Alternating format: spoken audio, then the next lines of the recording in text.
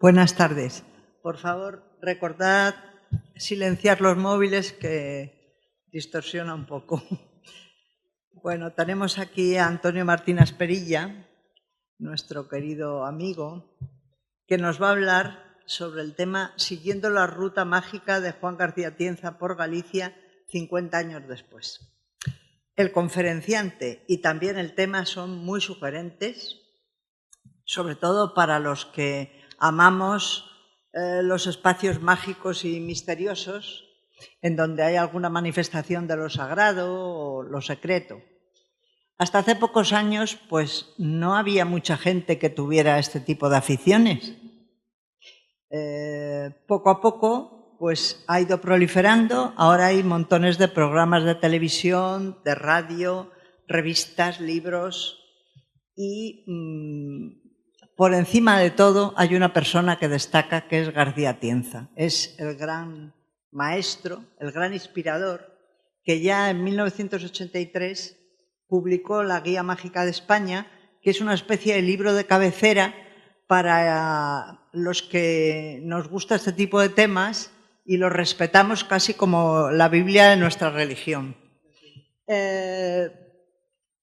Después de escribir esa guía mágica, pues aportó muchas otras cosas. El legado templario, el Camino de Santiago, las leyendas del Camino de Santiago o los montes y cimas sagrados de España y muchos otros, porque fue muy prolífico.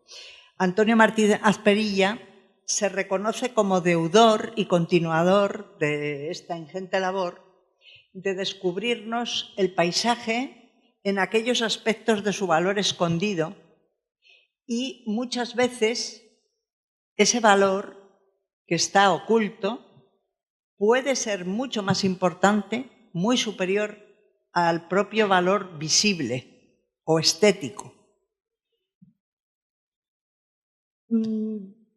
Ha cogido el testigo de García Tienza y Antonio Martín Asperilla es un poco como el rayo que no cesa. Recordemos a Miguel Hernández, no solo como gran poeta, sino como persona que de alguna manera está siendo maltratada ahora, su memoria.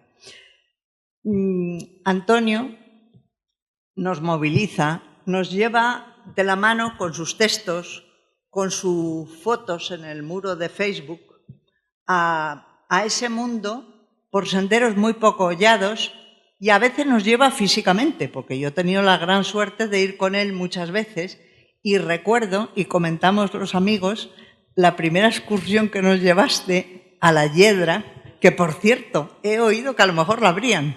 Me han dicho que a lo mejor este verano. Ojalá. Bueno, es de los sitios más impresionantes que he podido ver. Y bueno, lo recordamos como una cosa muy especial. Él es terapeuta ocupacional y escritor. Ha escrito 2 libros magníficos que presentó aquí con 2 conferencias, La Guía Mágica a la Mesa de Ocaña y La Guía Mágica a los Montes de Toledo. Pero no solamente trabaja con el territorio toledano. Hoy nos va a hablar de Galicia, que conoce perfectamente, de Sierra Mágina otras veces, de Maestrazgo y más allá del territorio nacional. Por ejemplo, de Avalon ha hecho unos reportajes fantásticos, de Malta, del país de los cátaros, de los territorios de Drácula, bueno, de montones de sitios. Recientemente le veo muy dedicado a los senderos toledanos. No sé si has participado directamente en la gestación del proyecto. Directamente no, pero tengo muchos amigos. Y han aprovechado mucho tus materiales. No lo sé, yo ya no me meto. Bueno, pero tengo la impresión. Bien, entonces la Diputación de Toledo, entre el 2017 y el 2019, ha hecho una serie de senderos en donde se destaca todo tipo de cosas. Lo medioambiental físico, lo monumental y también a veces ese otro tipo de cosas que tú nos has hecho conocer. Este hombre es de una generosidad por encima de lo usual. Entonces, bien con sus publicaciones, bien con sus materiales en Facebook, está abierto a todo tipo de colaboración, aporta, si le preguntas cualquier cosa rápidamente te lo facilita. Bueno, algo que no es muy normal, ¿eh? Ya no quiero entretenerme más porque estoy deseando oírte. Muchísimas gracias por dedicarnos tu tiempo.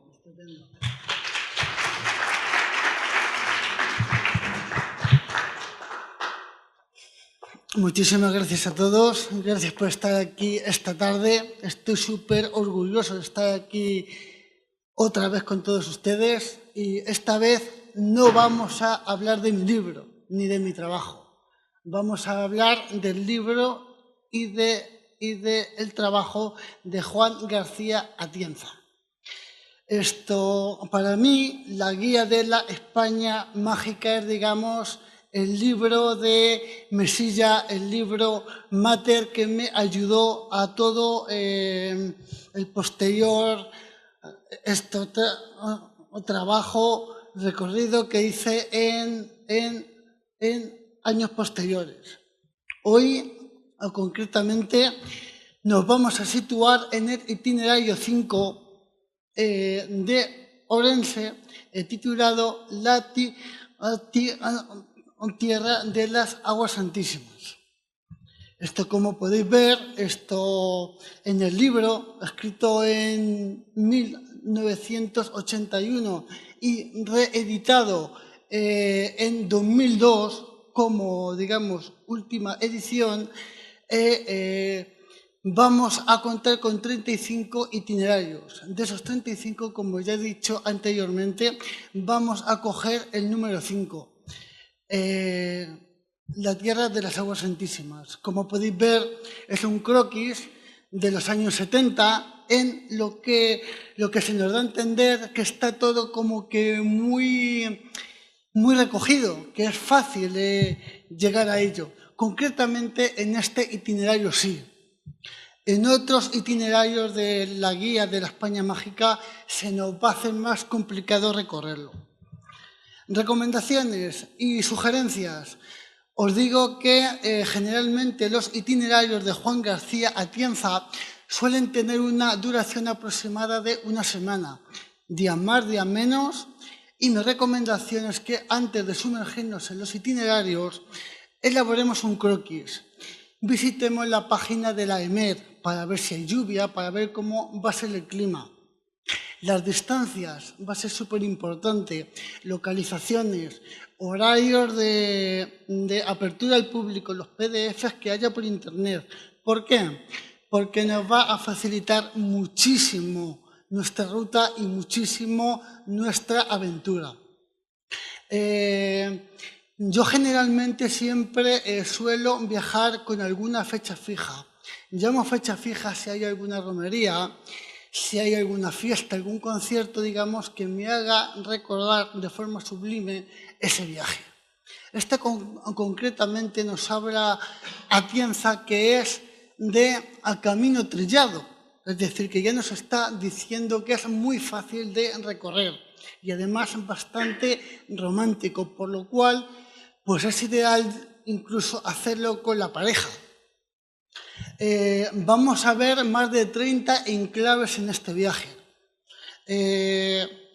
Son muchísimos para estar explicándolos todos, describiéndolos, con lo cual lo que vamos a hacer es, digamos, pasar un poco, con todo el perdón del mundo, por encima de ellos, para que os hagáis una idea del potencial que tienen los enclaves a describir en este itinerario. Yo también lo hice en verano. ¿Por qué? Pues porque, digamos, el día es más largo y voy a tener mucho más tiempo para recorrerlo. Lo dicho, son 30 enclaves, más de 30 enclaves. Parece que son mucho, pero si vamos con tranquilidad y con tiempo y con todos los deberes hechos antes de iniciar el viaje, vamos a disfrutar de una aventura absolutamente tremenda.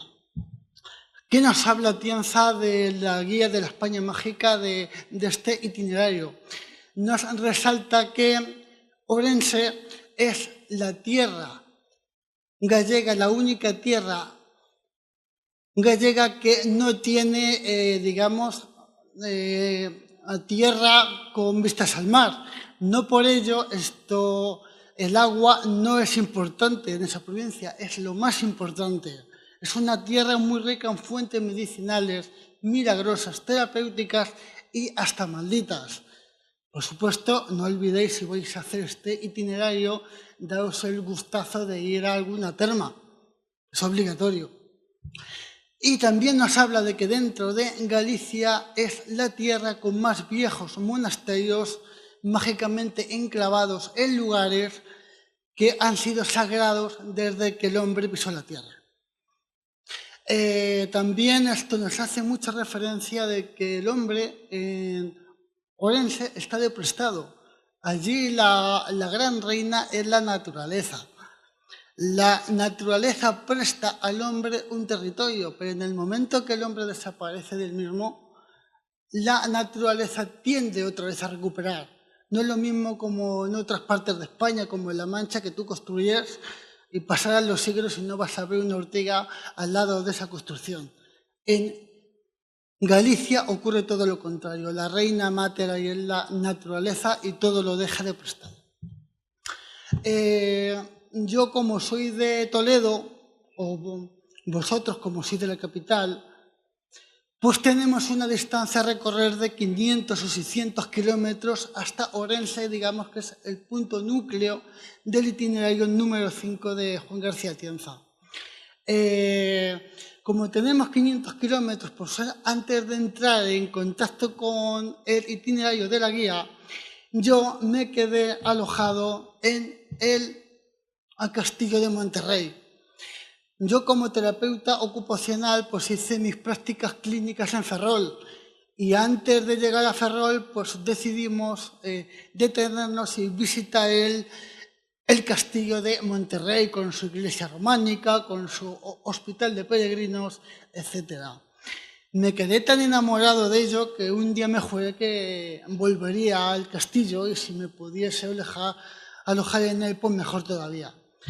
Pues así lo hice. El año pasado tuve la oportunidad de realizar este itinerario y me alojé en el castillo. Ahora mismo es un parador nacional espectacular y recomiendo a toda la gente que pueda estar allí pues que lo haga.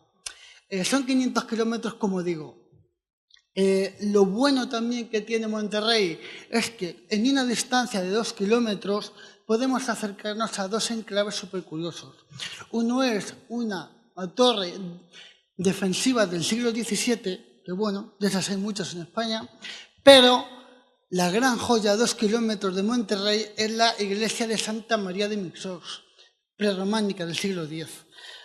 No voy a hablar de ella porque de ella hablar sería toda otra conferencia. Tiene muchísimos elementos prerrománicos, protohistóricos, increíbles. Y tiene, como podéis ver, incluso alojado en el muro de la iglesia un petroglifo. Tiene también un monje guerrero con la cabeza tonsurada. Es una iglesia que está reconstruida en la antigüedad porque tiene elementos esparcidos por todo el pueblo. Y una de las cosas mágicas que tiene es que tiene un pozo. Atienza en este itinerario nos habla de que Orense se debe su magia fundamentalmente a los manantiales y al agua. Y aquí tenemos un gran ejemplo. Tiene un pozo que en la antigüedad seguramente se incluiría en la misma iglesia o en el mismo recinto. Es un lugar mágico, ¿por qué? Porque según la tradición, las mujeres que van a parir o las recién paridas van al agua de ese pozo a lavarse los pechos y después va a encomendarse a una virgen barroca, una virgen del Carmen, que estoy con toda seguridad de que la virgen original era muchísimo más antigua, como me dijeron, y su lugar de culto estaba en una ermita hoy perdida en los montes cercanos. Descansando ya en el castillo de Monterrey, iniciamos nuestro segundo día del itinerario. iremos a Senza de Limia, Bande, Celanova y Ameca. Tener esto claro de que los asteriscos que pongo sobre los nombres son de enclaves que vienen recogidos en el libro de Juan García Atienza. Los que no vengan con el asterisco son aportaciones mías.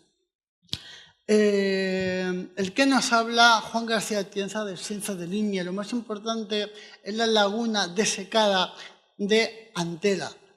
Ahí tenía digamos, las leyendas de que tenía una ciudad sumergida en sus aguas, como, digamos, castigo a unos pecados.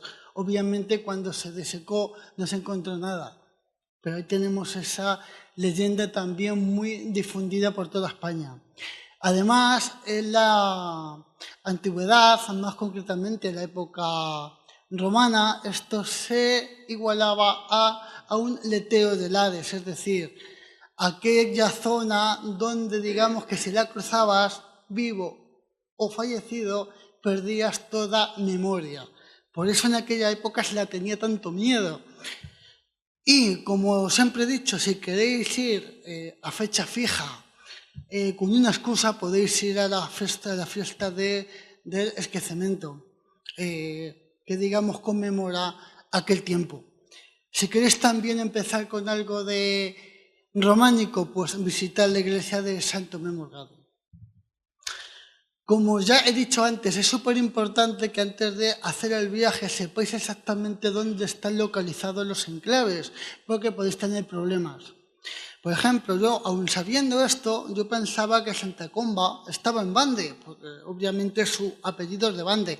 Pues no, está a 12 kilómetros al sur de Bande, con lo cual, pues la primera en la frente. El GPS me perdió y casi me lleva por un camino cabras que, como veis ahí, pues menos mal que no me metí. Por eso os digo que es tan importante hacer, digamos, trabajo de campo antes de iniciar el viaje o la aventura. Yo no voy a hablar de Santa Comba de Bande, es un edificio visigótico o incluso suevo. Es tan importante que todo el mundo habéis escuchado hablar de él y tampoco me voy a meter en ello. Importante, otra vez, la fuente sagrada. Se construyó ahí porque seguramente hubo un santuario antiguo, también asociado a un manantial, a una fuente, digamos, sagrada. También importante que nos dice Atienza, el sepulcro de San Torcuato, el cual los peregrinos raspaban polvo y lo utilizaban como amuleto para los problemas, digamos, de la vista. Si os perdéis, como me pasó a mí, me pasa alguna vez, esto también tenéis la oportunidad de dar por suerte o por lo que sea, con, digamos, elementos también muy importantes de la idiosincrasia gallega, como pueden ser los petos de ánimas, que hay un montón y vamos, también es interesante que os detengáis a verlos. A continuación nos dirigimos a Celanova, al Castro de Castromao. No viene en la guía, pero mira, yo donde hay un poblado en altura con su frescor de aire, su limpieza de gente, su soledad, pues me encanta subir. Es muy muy fácil de acceder, el coche os deja en la falda y son 100 metros hasta la subida. Un lugar espectacular. Después de ahí, pues ya sí que volvemos otra vez a retomar la guía de la España Mágica y nos vamos a San Salvador, fundado por San Rosendo en el año 936. Nos dice Atienza que la fuente que hay enfrente, esto también es, digamos, una fuente maldita, porque dicen que a todo aquel que bebe de su caño del norte se vuelve irreversiblemente loco. También esto a tener en cuenta, en el convento del Salvador tenemos los sepulcros de San Rosendo y de San Torcuato con sus reliquias. Mágico, incluso gracioso, es lo que te comentan algunos guías de allí. Como te ven que eres heterodoxo, te cuentan que en uno de los sillares del coro labrado está San Rosendo con su prima, creo que era Jimena, que la llaman prima porque era una forma que tenían, digamos, en la época como de decir, es mi amante, pero no podemos decir que es mi amante, pues es mi prima. Y es gracioso también, nos reíamos allí porque parece que un cura ahí al lado le dice a los niños que no miren. Parece ahí súper gracioso como diciendo, es su prima, pero mirad para otro lado, por favor. Interesante también que nos habla Atienza en la capilla mozárabe de San Miguel del siglo X. Si queréis ir en el equinoccio, podéis ver cómo se puede ver esto, la magia de la luz en una de sus ventanucas, dibujando, digamos, la flor de la vida, la flor de 6 pétalos, una cosa súper curiosa. Y una cosa que me resultó extraño, cómo Atienza, sabiendo cómo es Atienza, no nombra el altar rupestre escalonado que está al lado. Parece increíble, pero no lo nombra en el libro, lo cual nos está diciendo que ese enclave fue sagrado desde la más anciana antigüedad. Simplemente es una suplantación de cultos, una superposición. De ahí marchamos a Meca, a visitar San Pedro de la Mezquita, que nos dice Atienza que no hay datos de que ni hubiese musulmanes ni hubiera mezquita. Lo dejo ahí, no lo sé. ¿Qué ver? Pues es un románico rural impresionante. Atienza nos habla que en el tímpano del templo tenemos un Agnus Dei y simbología Rosa Cruz datada lo pone en 1773. El resto, pues también es digno de nombrar y no nos vamos a extender aquí, pues es los elementos románicos y su simbología que hay por toda la iglesia. Con esto terminamos el segundo día y mi pareja y yo, pues ya que estamos en Orense, pues pensamos, nos vamos a dar el gusto de ir a alojarnos a un pazo. Tuvimos la gran suerte de alojarnos en la Casa Grande do Ribeiro. Está en un pueblecito aislado, en una aldea, casi en un barrio de Esposende, al ladito de Esposende. ¿Por qué elegimos Esposende? Porque leí que había una iglesia románica que no estaba, digamos, catalogada hasta hace muy poquitos años. Que parece mentira que una iglesia románica no esté catalogada. Y me fui a un libro que tengo yo con un listado de iglesias románicas del año 2005-2006 y efectivamente no aparece. Increíblemente. Pues tuvimos la suerte de que cuando nos alojamos en la Casa Grande do Ribeiro, que es un pazo de 1804, brillantemente restaurado por el padre del actual dueño, que preguntándole, digo, mira, estamos buscando la iglesia de Santa María de Esposende. Sé que queda cerca, pero no sé exactamente dónde. Y me dijo, mira, pues la ventana que la tienes ahí. Es la foto que veis ahí abajo. Tuvimos la suerte de que el hombre conocía a la persona que tenía las llaves del templo y nos lo mostró. Una auténtica joya del arte románico que no estaba catalogada. Seguro que se conocía porque no es lo mismo que un petroglifo perdido en el monte, pero increíblemente no estaba catalogada. Una joyita, no está en la guía de la España Mágica, pero ya que estamos por la zona, pues te das el gusto de verla. Tercer día, nos levantamos, nos vamos a Ribadavia, Beade, Bóboras y al monasterio de Santa María de Melón. Ribadavia, pues es un casco antiguo absolutamente precioso, es como una Toledo en pequeñito, aire limpio, calles inmaculadas, para pasar una santa mañana de gusto infinito. Juan García Atienza nos habla de su judería, que fue muy importante, y la desarrolla en la Guía Judía de España. En la Guía de la España Mágica nos habla de Santa María de Oliveira, un templo muy vinculado y, digamos, a el monasterio de Oseira. La gente que, digamos, los ricos que vivían en Ribadavia eran muy dados a hacerse enterrar, digamos, dando una suma importante en el monasterio de Oseira. Y como era tanto el reclamo de ese recinto, no daban abasto a enterrar allí. con lo cual decidieron enterrar a la gente en Santa María de Oliveira y cuando quedaban los huesos los recogían y se los llevaban al monasterio. Lo dicho, para estar una mañanita tranquila en Ribadavia porque es un pueblo absolutamente precioso. Que no se nos olvide, no viene en la guía de la España Mágica visitar a San Cés de Francelos, prerrománico del siglo IX con una espectacular portada. No hay nada dentro, pero está a 1,5 kilómetros del casco urbano de Ribadavia, con lo cual podéis ir andando. No metéis el coche, digamos, en el poblado, ni en las aldeas, ni de Ribadavia, ni de ningún lado, os digo, de España, porque es un sufrimiento innecesario. Dejar el coche simplemente fuera del casco urbano y tenéis lo más alejado 5 minutos. Querer meterse con el coche dentro de una aldea, de un concello o de una barriada alejada de estas, antigua, es ir a sufrir.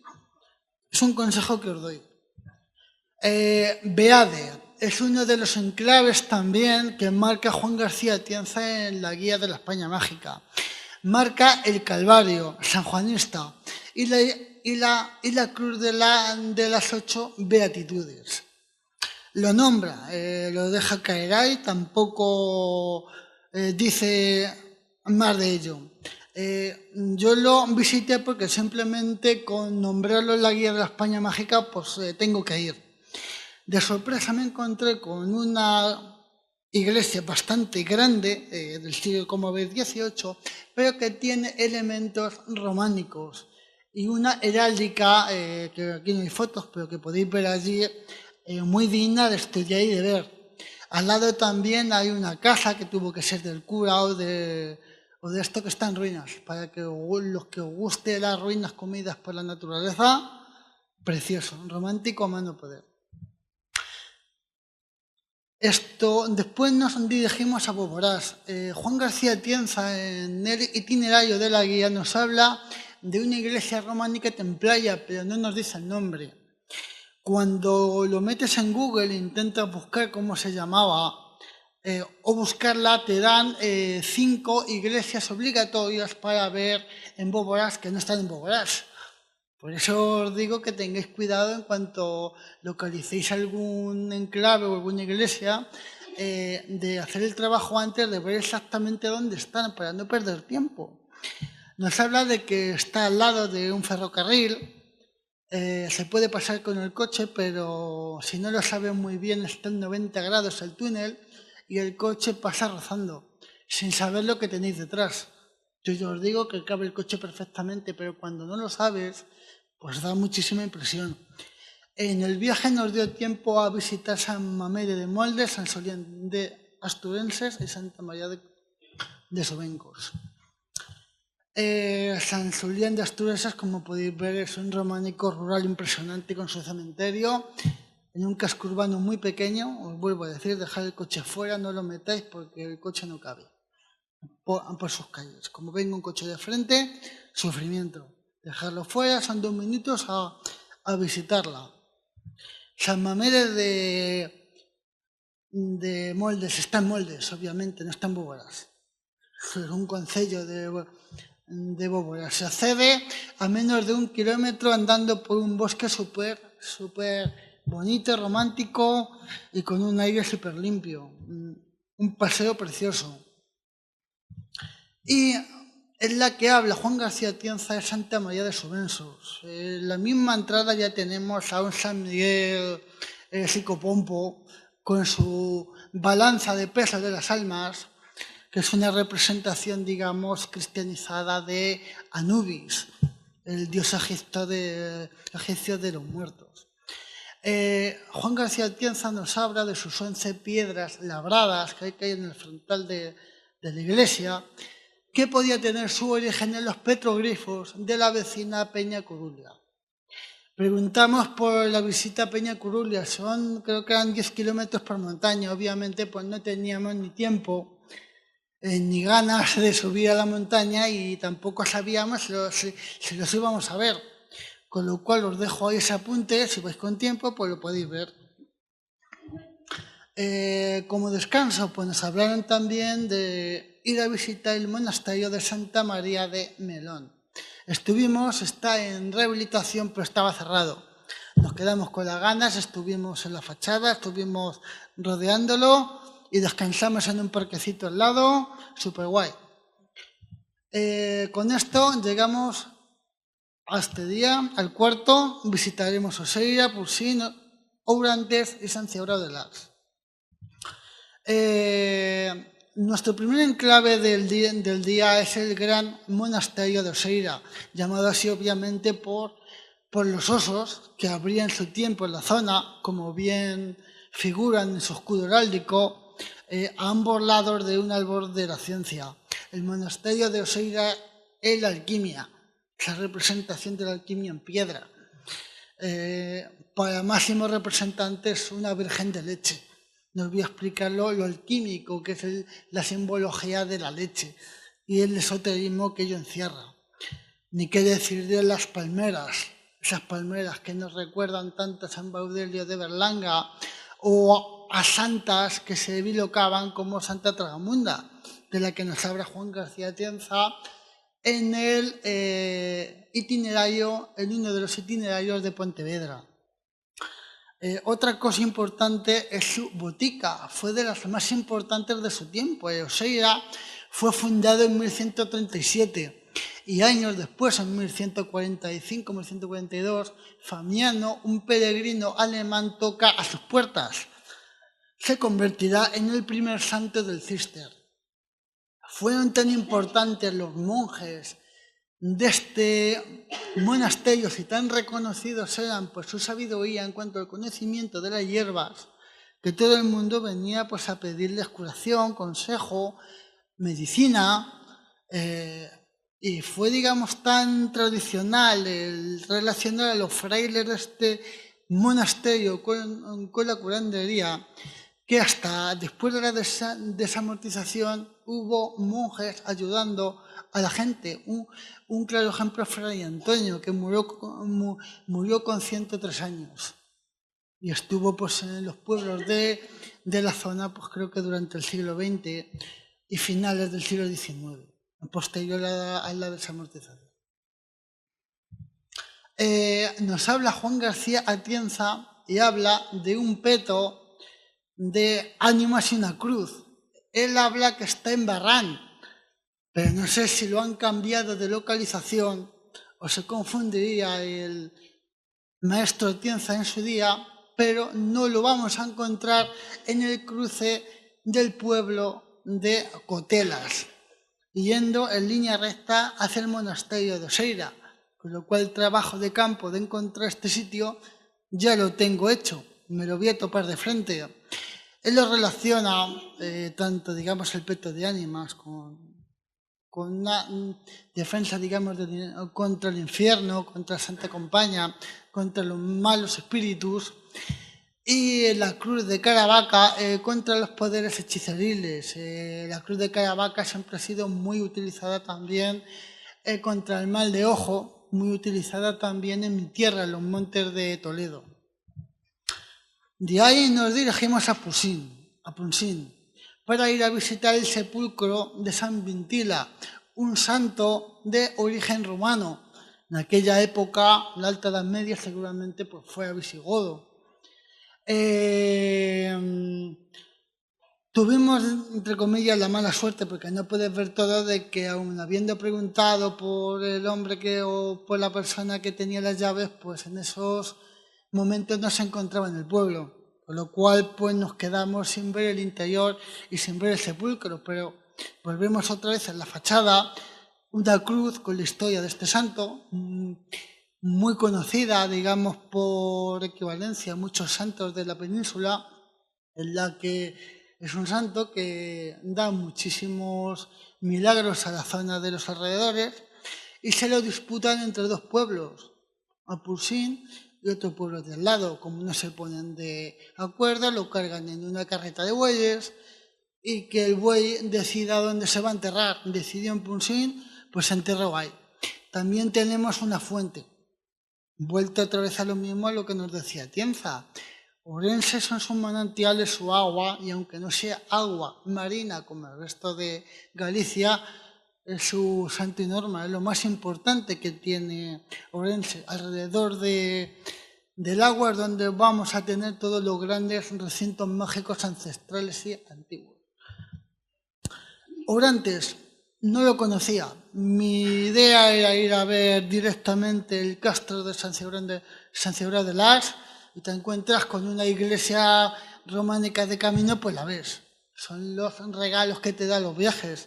Algunas veces te los quita, como he hablado de que no pude encontrar la persona que tenía las llaves de la anterior iglesia, pero otras veces el viaje te compensa. Esta vez pues estuvimos viendo lo que quedaba de los restos románicos de la iglesia de San Cibrán en Orantes. Tiene también su peto de ánimas, los restos de un hórreo y lo que también habla mucho Tienza de lo que es Ourense, la naturaleza, los árboles. Nosotros estamos ahí de prestado. La gran magia de Ourense y creo que también de Galicia es la propia naturaleza, en sus árboles, sus manantiales, el agua y la piedra. Nosotros estamos ahí de prestado. San Cibrao de Las no viene en la guía de Juan García Tienza, pero como lo vi en Arqueomanía y me gustó tanto, y cuando lo vi en la localización estaba de camino en los lugares que hemos citado, pues digo, pues mira, para un aventurero del siglo XXI o de un viajero del siglo XXI, pues está muy bien también que se acerque a ver San Cibrao de Las.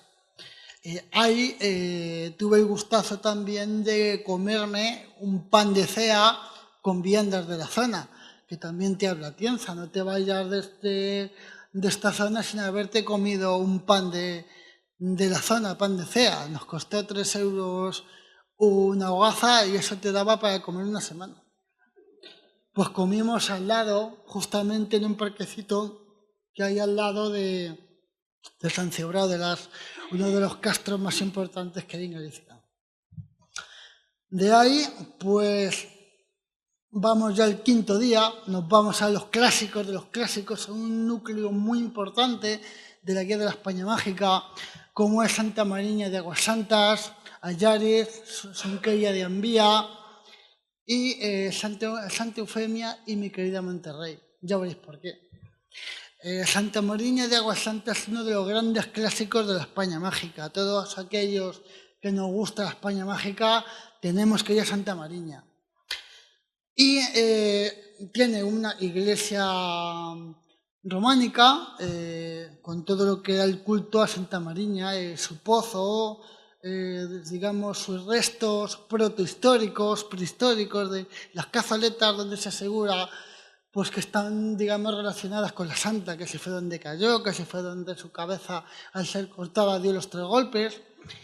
Tiene también el forno da Santa, que es un dolmen de tipo corredor, que intentaron reutilizarlo en la época del románico como basílica, pero que no llegaron a realizar las tales ruinas de una obra incompleta. Tuvimos primeramente la mala suerte de que otra vez el que tenía las llaves de la iglesia no estaba. Pero amigo, la misma persona que nos dijo que no estaba la de las llaves, nos dijo, la universidad está estudiando un castro que han encontrado al lado. Yo no tenía ni idea de eso. Dice, si queréis, podéis ir a visitar el Forno da Santa y a 1 kilometrito más adelante tenéis el castro de Armea. Bendito el día que me lo dijo. Si la vida o las coincidencias te pueden dar resultados, digamos, negativos, porque no encontráis a la persona que tenga las llaves, también podéis encontrar a gente que os va a dar una información valiosísima, como en mi caso fue descubrir la ruta arqueológica de Armea. 3 kilómetros facilísimos, con unos sitios realmente espectaculares y de primer orden. Tenemos el castro de Armea en mitad del bosque, en mitad de la naturaleza, en el cual encontramos en su parte más alta un santuario lleno de grabados, de cazoletas y recintos que yo no sé lo que son. Seguramente sean religiosos, del culto a la naturaleza, pero concretamente yo no sé lo que son. Pero vamos, impresionante. A 1,5 kilómetros tenemos, digamos, el altar de sacrificios escalonado más espectacular que he visto nunca. Y mira que tenía el altar escalonado de Ulaca como referencia. Pero este me gustó todavía más, es muchísimo más grande. Parece como si fuese los primeros peldaños de una pirámide maya o azteca, así que empiezas a subir a pues eso, una pirámide con muchísimos recintos en sus escalones, digamos de cazoletas. Esto también se encontró la lápida de un guerrero, con lo cual te está dando la importancia que es este enclave. Y alrededor, pues estructuras de piedra que yo no sé lo que son. Están ahí amontonadas, están llenas de forraje, pero simplemente con ver el altar escalonado de Monte do Señoriño, espectacular. Y al final de la ruta tenemos otra cruz y otro peto de ánimas. Es una ruta circular, empieza en Santa Mariña y termina en Santa Mariña. Nos vamos de Santa Mariña y otra sorpresa que nos tiene reservado el itinerario. Vemos una señal, San Surso, iglesia románica. Pues cómo no vas a ir. Es una iglesia igual del siglo XVIII, pero que conserva muchos elementos románicos, tan esotéricos como una estrella de 5 puntas, una serpiente y un hombre que parece que lleva una antorcha. No sé si es que quiere buscar la luz o porta luz, no lo sé. Importante también para que lo que nos gusta es, digamos, la arquitectura rural e idiosincrásica de la zona, pues tenemos construcciones rurales bastante llamativas y que no podemos encontrar, digamos, en tierras más del centro de España. De aquí partimos hacia Allariz. Atienza solamente nos habla de la importancia de sus aguas medicinales, punto. Tiene iglesias románicas bastante reconstruidas en tiempos posteriores, pero con un casco urbano bastante bonito de recorrer.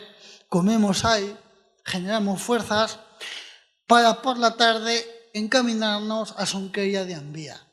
Espectacularísimo. Lo más importante que tiene Sonqueira de Ambía es que fue el banco de pruebas nada más y nada menos que de la Catedral de Santiago. Todo lo que se iba a hacer en la Catedral de Santiago primero se probaba en Sonqueira de Ambía, y es un edificio que es estudiado por las principales escuelas de arquitectura del mundo. La guía que tuvimos allí fue una guía fantástica, me quedé absolutamente alucinado con todo lo que me contó de Sonqueira de Ambía, imposible de verlo ahora, imposible. Tenemos también como curiosidad el ejemplo, la tumba de un señor feudal que trató de hacer la vida imposible a los monjes de Sonqueira de Ambía y que al final de esos días se arrepintió y se hizo enterrar en el monasterio. Esto lo vamos a ver en otros recintos que vamos a hablar posteriormente. Tenemos también el falso triforio, que veremos que Juan García Atienza, yo se lo dije a la guía y se quedó con la boca abierta. El triforio es este recinto que está, digamos, circundando en las alturas a la nave principal. En arquitectura esto tampoco se sabe exactamente para qué se utilizaba. Se dice que como modo de vigilancia de los monjes para ver lo que pasaba en el recinto, pero los falsos triforios que solamente se dan en Sonqueira de Ambía y en Santa Mariña no tienen suelo. Y Juan García Atienza nos dice que a lo mejor está elaborado no para personas físicas, sino para entes espirituales, con lo cual la guía se quedó muerta. Me dijo, ostras, dice, pues no había caído en eso. Digo, Juan García Atienza lo deja caer, pero tampoco lo asegura. Simplemente es una idea. Falsos triforios en Sonqueira de Ambía y en Santa Mariña, en ningún sitio más. Nos habló mucho de que había elementos que si no son del maestro Mateo eran de su escuela, como son varios sepulcros, con unos detalles de las vestimentas de la época espectaculares. Y también detalles fantásticos como es en un retablo una imagen de Santa María Magdalena vestida de cortesana. impresionantes. Y las decoraciones de los ventanales, pues es que están hechos en granito, que trabajar el granito es casi imposible. Pues allí lo tienen como si fuese papel. Impresionante, absolutamente impresionante. Podría hablar la hora entera de Sonqueira de Envía, pero es imposible. Es mejor que lo visitéis y os lo expliquen allí porque es para llorar. Al lado, Juan García Atienza no la nombra, pero tenemos a Santa Eufemia de Envía, unos 10 kilómetros, y es otra iglesia prerrománica reconstruida en la antigüedad, pero en la antigüedad remota. Vais a ver elementos prerrománicos diseminados por el pueblo, por la iglesia, en los muros, en el interior, por todo. Y la gran sorpresa también de que tenemos un ninfeo a unos 300 metros. Los 4 kilómetros que pone la ruta es una ruta, si la queréis hacer, vais a ver petroglifos y demás. Con lo cual nos está dando a entender la importancia de ese recinto. Y volvemos otra vez al agua. Un ninfeo. Grabado y todo con sus arcos muy cerquita, a 10 minutos, digamos, de la iglesia. Con lo cual, en la antigüedad tenían que estar relacionadas sí o sí. Yo siempre os he dicho de lo de, como os he hablado al principio, de hacer el viaje a fecha fija. De, aparte de ver los monumentos que haya, la guía, que recordéis el viaje por algo. Yo este viaje lo hice por ver un concierto de Luerna Lubre. Yo en la universidad fue donde conocí a este grupo, donde conocí la guía de la España Mágica, y coincidía con que el disco se llamaba Ribeira Sacra y iban a dar el concierto en Monterrey, con lo cual parece como que la vida te dice, hijo mío, este es tu año de ir a Ourense y hacer la ruta. Fantástico. Un concierto en el patio de armas del Castillo de Monterrey, hace un chapo al día absolutamente increíble. Fantástico. Luerna Lubre será uno de los grupos folk más importantes de España y el primero, digamos, de cultura galaica. Es impresionante. Pues con este gusto nos vamos al hotel a dormir y nos levantamos, ya que el disco de Luerna Lubre a Ribeira Sacra, pues vamos a ver la Ribeira Sacra.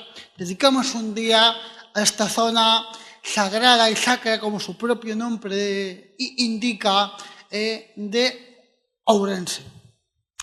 Uno de los enclaves mágicos, sagrados, importantísimos y clásicos de la guía de Atienza. San Pedro de la Roca nos habla de que es un lugar rupestre, es decir, que forma parte de la propia naturaleza, que fue fundado como tal en el año 573, pero que ya seguramente existía anteriormente. En la época de los musulmanes se abandona por miedo y lo vuelve a recuperar un cazador llamado Gemondo. Esotéricamente vamos a hablar del cazador como aquel que sigue las pistas de una presa de conocimientos. El cazador, Gemondo y sus compañeros fundan en el siglo X, vuelven a refundar otra vez San Pedro de las Rocas. Allá Atienza también nos habla de 2 sepulcros que podéis ver en la foto, labrado, que son 2 guerreros que también se enfrentaron a los monjes de San Pedro de las Rocas y al final de esos días se arrepintieron, queriéndose ser enterrados en el propio recinto. Vuelto otra vez a lo mismo, no dejéis de ir a su manantial sagrado, otra vez. Ourense siempre está relacionado a sus manantiales sagrados y a la naturaleza. Ejemplo claro, Santa Cristina de Sil. Ejemplo románico por antonomasia, en cuyos capiteles nos habla Atienza de que todos son motivos vegetales, como en Santo Estevo. Los capiteles, desde mi punto de vista, nos están mostrando cómo llegar a la trascendencia que hay entre el plano terrenal, que es el templo, las paredes y el suelo del templo, y el plano espiritual y celestial que está en el techo. El nexo de unión entre el techo y el resto del templo son los capiteles, y te están dando una idea de cómo llegar a esa trascendencia. Si los motivos son vegetales, obviamente te está hablando que la gente que buscaba allí la trascendencia lo hacía a través de la naturaleza. Conocimiento de plantas, conocimiento de hojas, no sé si se las fumaban, se las tomaban, las hervían, no lo sé. porque eso forma parte de la idea mágica. Por eso es mágico, porque no lo sabemos, pero te están dando ideas. Incluso hoy en día la gente ha optado por este árbol como una especie de templo también de la naturaleza y está cargadito de votos. Un paseo por la zona de Santa Cristina, hay un camino natural de la Ribera Sacra, te lleva a multitud de castros, a multitud de enclaves, para pasarte el día, como vamos a ver a continuación. Vamos a comer y vemos una señal de un castro a 250 metros, Pablo. ¿Cómo no vas a ir si está a 250 metros? Pues el castro de la Cividad es de muy fácil acceso y lo bonito que tiene es que tiene unas vistas al cañón del Sil absolutamente brillantes. No está muy cuidado, pero lo inaccesible que está, digamos, en cuanto a pateártelo, lo está de bonito como que está comido por la naturaleza. Con lo cual vais a ver petroglifos, estructuras literalmente comida, engullida por la naturaleza. Lo que decía Atienza, allí lo que manda la naturaleza, cuando el hombre se va, la naturaleza recupera su trono, recupera su sitio. Después de comer, y doy gracias públicas a la guía de Sonqueia de Ambía, nos vio cara de que nos gusta lo mágico y dice, a vosotros os va a gustar el camino de San Víctor en San Lorenzo. Ya nada más entrar en el pueblo, esa señal de prohibido hecha con la tapa de una olla, ya me dijo a mí que me iba a gustar mucho. Elemento que también me removió el estómago, pues pasé por una casa y me fijé que los calendarios estaban descoloridos. Los calendarios eran del año 1995. Con lo cual te da así como en el estómago una especie de tristeza o melancolía, porque a no ser que los dueños sean coleccionistas, te está diciendo de que esa casa paró en ese año. El camino a San Víctor de San Lorenzo Meder es un camino por una selva española. No vais a ver un bosque ni lo he visto como lo vi allí en esa zona. Está comido literalmente por jungla. Si ya el salir de San Lorenzo, como bien te dicen, no metes el coche porque todas las calles son así, no le vas a poder meter quieras o no, te da a entender de que te vas a meter en algo absolutamente primigenio, como vamos a ver. San Lorenzo, la necrópolis, se descubrió hace relativamente poco, en 2012, 2013, iban a hacer ahí unas pruebas de telefonía, creo un sondeo, no lo sé exactamente, pero descubrieron unas tumbas, es decir, una excavación arqueológica, y descubrieron una de las necrópolis más amplias de todo Ourense y Galicia, que también tenía su propia fábrica de campanas, que lo podéis ver, y un templo asociado en altura con los rupestres, con los escalones, digamos, que te llevan a la parte superior, que seguramente tuvo que ser algún altar de épocas ancestrales. Pues tuvo la capilla en vigor y estuvo en funcionamiento hasta el siglo XIX. El camino hacia Meder es una pedanía de San Lorenzo, que es San Lorenzo Chico, Meder, agárrate, eran 4 casas perdidas en mitad del bosque, con un sendero de 2,5 kilómetros por jungla. De camino vais a encontrar absolutamente de todo. Lo que más me llama la atención es un menhir gigante natural llamado Piedra Longa, que parece que tiene como una especie de covacha. Increíble, todo eso comido por la naturaleza. Lleva gafas porque también hay muchísimos mosquitos que tienden a meterse en los ojos. Son bastante fastidiosos. Pero ya os digo, el sendero es bastante fácil de completar y te lleva pues a la aldea de Meder, que son 4 casitas que se dedicarían al carbón o a la madera y que tiene pues eso, pues lo mágico de estar en mitad de la naturaleza, pero en la selva española. Después de ver esto, que no contábamos con Meder ni con ese precioso sendero, nuestra idea es ir a ver antes Santo Estevo. Nos dirigimos a Santo Estevo, había una boda ese día. Santo Estevo es un mazacote, es una gran fortaleza, es un canto, como dice Atienza, la magia de la naturaleza. Volvemos a los canecillos, los capiteles y todo esto de de motivos naturales, motivos florales. Te están diciendo que allí lo que hacían para la trascendencia era algo que tenía que ver con lo vegetal. Y el mastodonte es una gran fortaleza, era un lugar, digamos, de recinto de protección de los conocimientos arcaicos. Tuvo que ser un recinto sagrado desde épocas primigenias. Hoy en día es un parador nacional, como podéis ver en el patio central, hay un árbol. Nos recuerda muchísimo al Señor de los Anillos, al árbol blanco de Gondor. Son las cosas del siglo XXI. Lo que os digo de visitar estas cosas con los ojos de un aventurero de este siglo. Y para finalizar, ya hemos terminado la guía de la España mágica, la ruta, el quinto itinerario de Juan García Atienza, y con el gustazo de, investigando por alrededor, digo, voy a ver qué hay, pues si nos sobra un día, me encontré con la maravillosa información de que había la estela de un dios galaico lusitano, que es Larouco, un dios que, como podéis ver, pues es un dios a la fertilidad. No llega a lo que yo, pero bueno. El tío pues está bastante bien dotado. Y en la mano tiene un martillo de impartimiento de justicia. Es un dios que en época romana se asimilaba a Júpiter e impartía justicia. Parece como que es un juez con el martillo. Y daba tanto la vida como la quitaba, por lo que es un dios de la antigüedad. Ya veremos dónde se encuentra, en Portugal, en Vilar de Perdices. Como salimos ya para Toledo, pues solamente tenemos una mañana, la mañana del séptimo día, y en dirección a Portugal tenemos el Castro de Saceda. Yo lo recomiendo, solitario como pocos, vais a ver mamás, vais a ver un montón de cosas allí.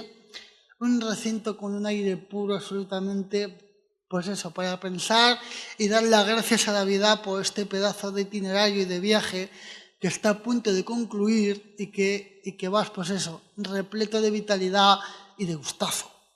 Nos dirigimos a la frontera portuguesa y ya vemos que el dios Larouco tiene incluso un parque eólico de Iberdrola.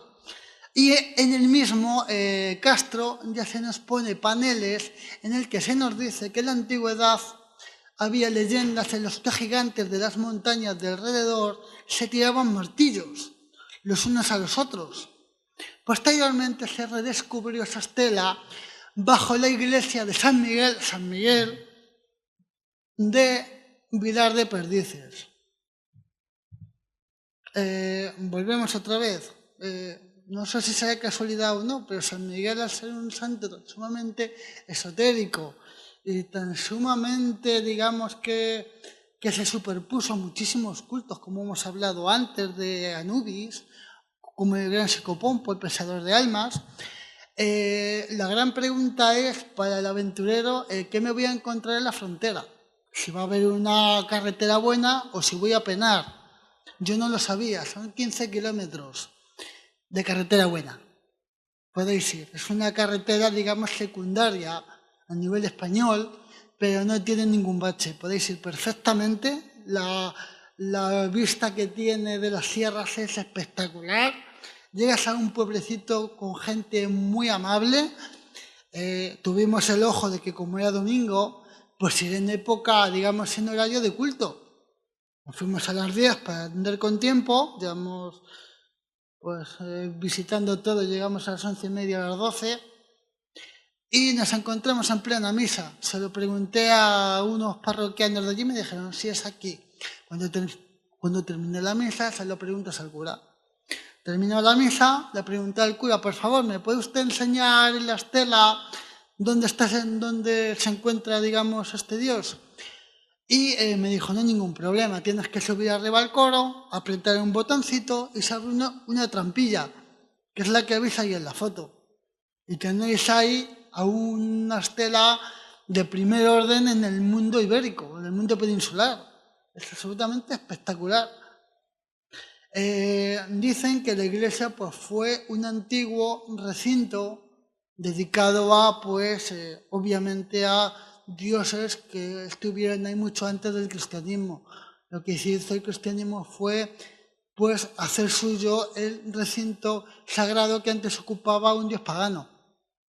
De hecho, alrededor pues, podemos encontrar también tumbas antropomorfas y también hay señales que te indican en monumentos megalíticos, que no vi por cuestión de tiempo. Teníamos que volver a Toledo y porque tampoco me fío de los caminos que hay, porque no sé exactamente qué me voy a encontrar.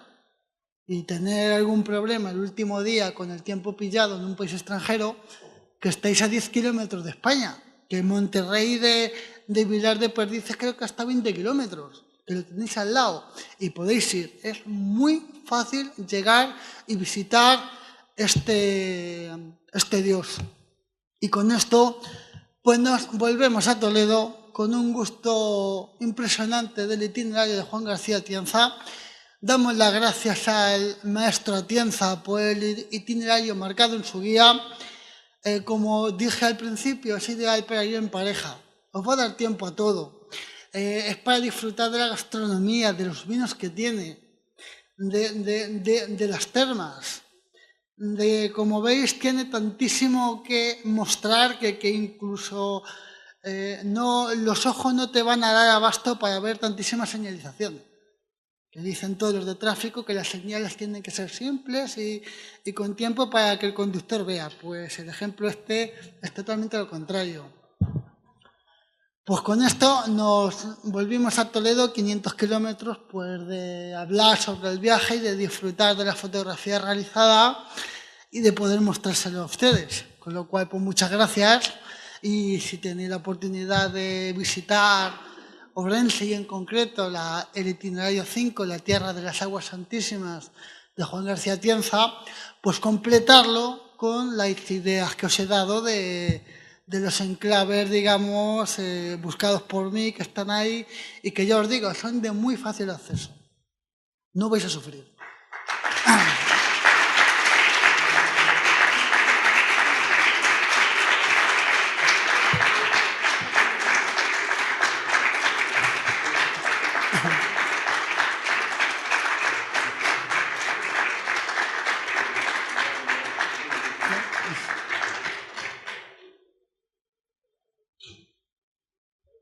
Si tenéis alguna pregunta, alguna cosa. Sí, dime.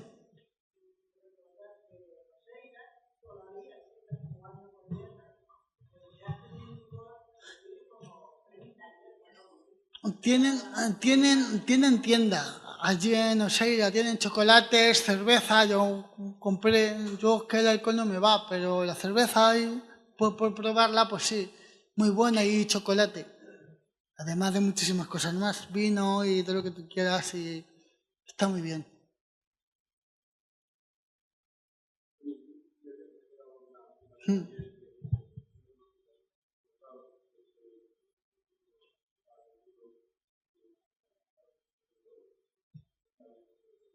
Sí.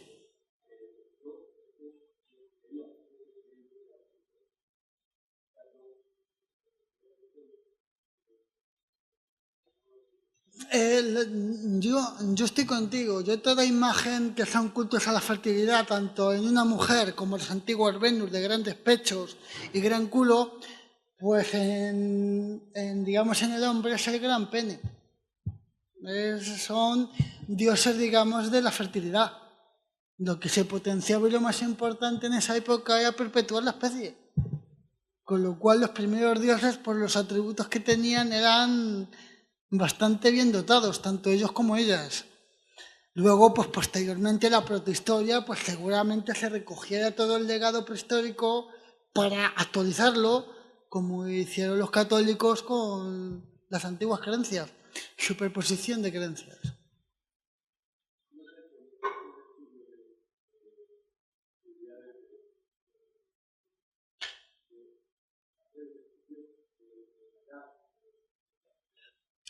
Yo lo que he leído es que es un dios celta, digamos, relacionado con la cultura galaico-lusitana.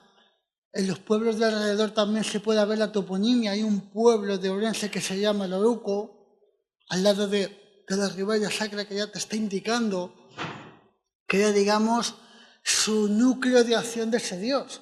Además hay una cosa súper curiosa que me han dicho dos personas que vieron mi foto y dice, el cura de Vilar de Perdices en un documental que le hicieron una entrevista habla de que el verdadero señor de sus tierras era el Dios Larouco. Que eso en un sacerdote católico, pues yo qué sé.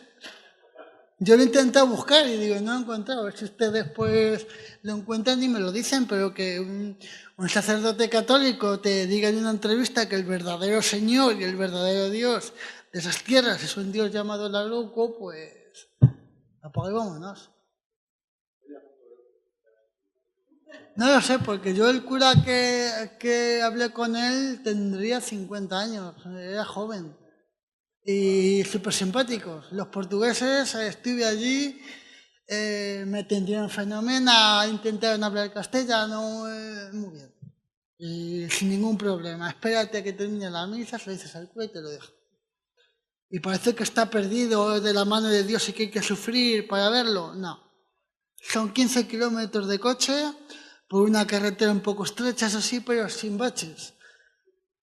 Ya que sé cómo ir, ya iría sin tensión. El problema es cuando vas a acceder a algo que no sabes dónde está ni sabes lo que te vas a encontrar.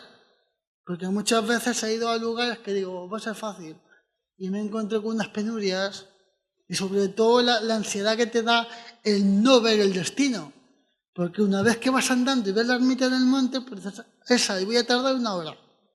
Pero cuando no lo ves, eso para los que somos senderistas y buscadores de las cosas raras, te genera una ansiedad un poco extraña al principio, porque no sabes lo que te vas a encontrar. Pero vamos, ya os digo, Atienza dice literalmente que los caminos están trillados. En los años 60-70, hace 50 años, con lo cual ahora es todavía más fácil. Digo lo de pareja porque no siempre se tiene la suerte de tener una pareja que le guste lo que a ti. Si tienes una pareja que no le gusta lo que a ti y la engañas diciéndole que vas a hacer un viaje súper guay y la vas a hacer de andar, de penar y de rayar su coche, a lo mejor es tu pareja al principio del viaje, pero no al final. Cosas que os cuento por experiencia. Ahora que no estamos con la cámara, no sé si... Pues me ha pasado. Intento llevar mi coche porque me ha pasado de que, claro, esa chica ahí de... Me cago en tu madre, yo por aquí no paso. ¡Es que hemos llevado! Este viaje es para... Si queréis con pareja. Que bueno, con amigos podéis estar en un jacuzzi, pero si estáis con tu pareja mejor. Más románticos, son sitios muy pero que muy bonitos, son unos cascos históricos espectaculares, la comida, el vino, son demasiadas cosas como para dejarlas pasar. Y luego, por lo que os digo, yo tuve la suerte de que justamente me enteré que había un concierto del Wagner Louvre ahí. Pero es que parece como que ese año empujaba para ver a Ourense. Pues nada, espero que os haya gustado. Y es un itinerario de 35, es para hacer el libro durante toda la vida. Son 35 viajes a semana y no fáciles.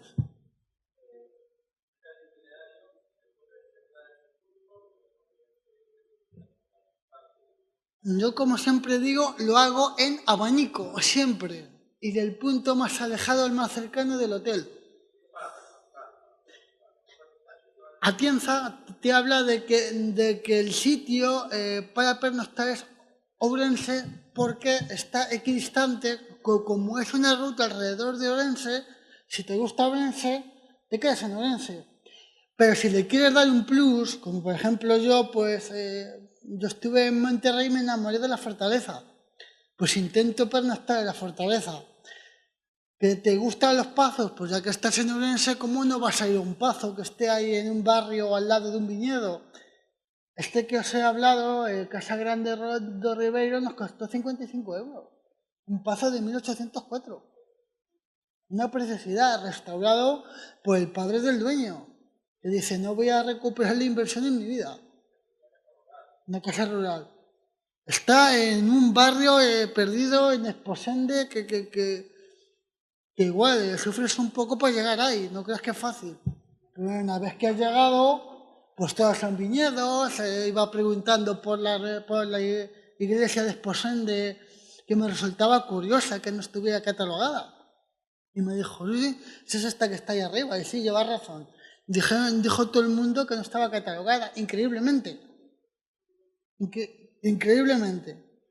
Pues la catalogaron y dijeron, mira, pues otro templo románico más. Yo ya os digo que lo busqué a posta en una guía que tengo yo del románico español y no venía.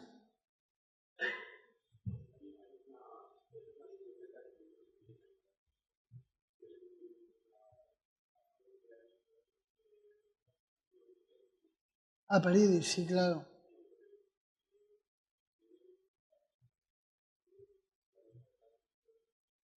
Mm.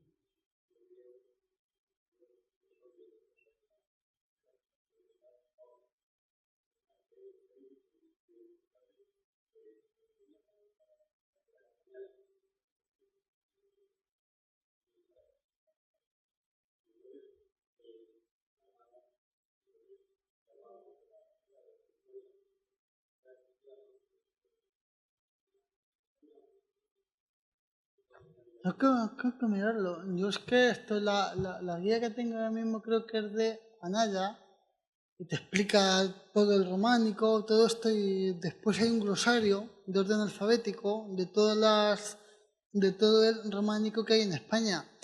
Y lo estuve mirando y hay en varios artículos que te lo pone de que no estaba catalogada. Yo no lo sé, no eso, pero que me resulta muy curioso de que una iglesia románica, por lo grande que es y por lo obvio, no esté catalogada. Pueden existir, ¿eh? Yo, como os conté en los montes de Toledo, di a conocer un altar rupestre prehistórico donde todos los años la romería del pueblo terminaba ahí. Y no se habían dado cuenta. Y así está al lado de un pozo donde todo el mundo va y no se habían dado cuenta de que tenían un altar prehistórico ahí, a los ojos de todo el mundo. Incluso seguramente es una piedra que destaca en la zona y seguramente pongan al santo a San Isidro encima de la roca. Pero no se habían dado cuenta de que había ahí un petroglifo. O en Santa María de Mixós, que como habéis visto en los muros del recinto exterior, pues tiene también un petroglifo. Hay cosas por España y por la España mágica que son realmente curiosas. Y aún en el siglo XXI, que decimos está todo más que trillado, pues no está todo más que trillado. Queda todavía alguna partícula mágica por ahí que ver. Sí.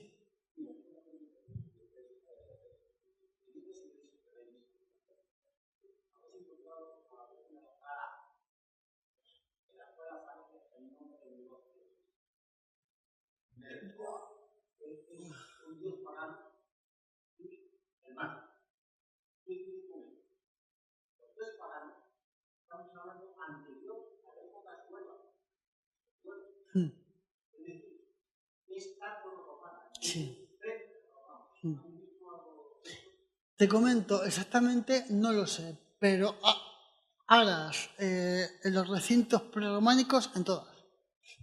No lo he dicho porque también tendría que decir que hay pilas bautismales románicas con restos de pintura, que hay pantocrátor también románico, que hay cristos románicos, que hay sepulturas muy antiguas, pero es tantísimo por decir que es imposible. Hemos descrito, digamos, los enclaves con una pincelada. Como ya he dicho, es que no da tiempo, pero aras en todos los edificios prerrománicos que he hablado, en todos hay. Un par de ellas o tres.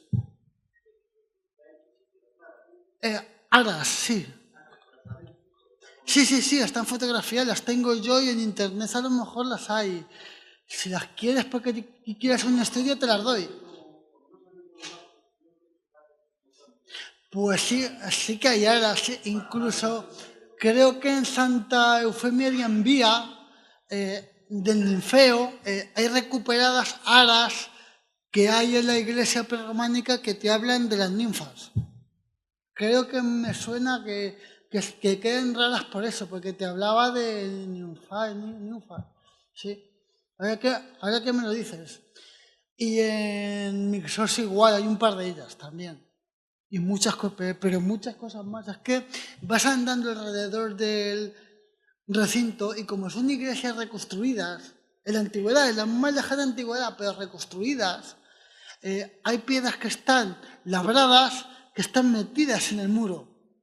Que digamos lo grabado no está en el exterior, sino que está en el interior, está de canto. Con lo cual, la única forma que hay de saber lo que pone es quitándola. Y hay elementos desperdigados por todo el pueblo, no solamente por la misma iglesia, sino vas por el pueblo y te van diciendo, aquí está el escudo que pertenecía, aquí hay restos de un arco. El pozo mágico, que seguramente estaría en el recinto de Santa María de Minsox, se le quedó una iglesia, una casa que se quedó en ruinas y puedes visitarla porque el recinto está tirado. Y te habla de que antiguamente las mujeres que habían parido o las que estaban lactando, pues iban a lavarse los pechos ahí y luego a encomendarse a la Virgen del Carmen de la iglesia. Claro, una Virgen del Carmen barroca. Obviamente no era la imagen primitiva. Nos hablan de que en su día hubo otra imagen de una virgen que no saben la que era, que estaba en una ermita perdida en el monte. Está hablando seguramente de una virgen románica. Tenemos también la Virgen de Leche de Oseira, que según nos dijeron allí no se había movido nunca de su sitio, jamás. Ni en la guerra civil ni en la guerra de la independencia ha estado ahí permanentemente desde la fundación del convento. Pintada, tiene su policromía original, una auténtica pasada. Y vamos, si os digo ya Santa Sonqueia de Ambía, el monasterio de Santa María, que se me quedó porque muy grabado. Fue el banco de pruebas de la Catedral de Santiago. Y una cantidad de elementos por todo el recinto, desde el prerrománico, románico, gótico, moderno, por todos lados. Elementos que son de primer orden. Pues apañamos. Encantado de estar aquí.